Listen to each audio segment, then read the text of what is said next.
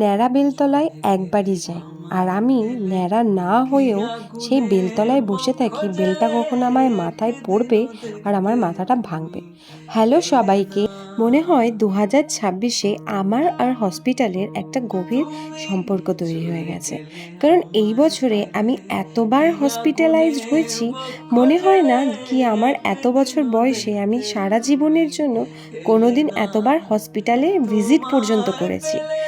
এই বছর পড়ার শুরুতেই আমার শরীর ভীষণ অসুস্থ হয়ে পড়ে, মাঝে মধ্যেই বমি হয়, বুকে ব্যথা হয়। এর কারণে আমি প্রায় 3 থেকে 4 বার হসপিটালাইজড হয়েছি, কিন্তু ঠিক তার পরের দিন আমাকে ডিসচার্জ করে দেওয়া হয়েছে, বা তৎক্ষণাৎ 1-2 ঘন্টার জন্য রেখেও আমাকে ডিসচার্জ করে দিয়েছে। আমি টোটাল 4টে ডক্টর দেখিয়েছি, ব্লাড টেস্ট করিয়েছি, ইউএসজিও করেছি।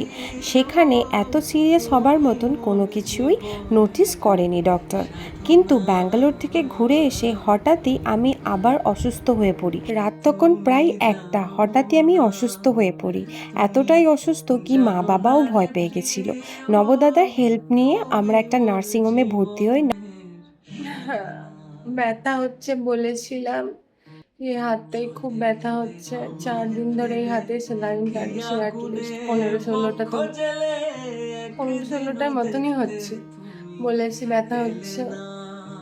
আরে বাবা, এখন এই হাতে থেকে ওই হাতে দেবে কেন বলতে গেলাম।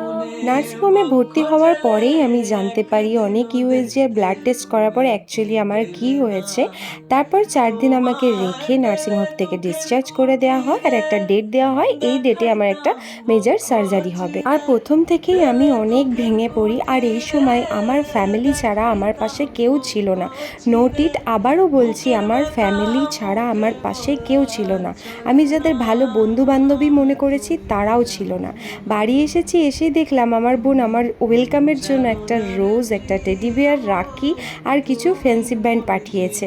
আমার বোন জাস্ট চাইছিল যে আমি অনেকটা হ্যাপি হই আর অনেকটা ভালো থাকি, তার কারণে আমার জন্য এত সুন্দর একটা গিফট পাঠিয়েছে। এবার বলি, আমি ন্যাড়া না হয়েও বেলতলায় কেন গেছিলাম। কিছু মানুষ আমাদের জন্য যে ভালো নয় সেটা আমরা অনেক পরে বুঝতে পারি, আর বোঝার পর গুড ডিসিশন নেওয়াটা সিম্পল হলেও কঠিন নয়।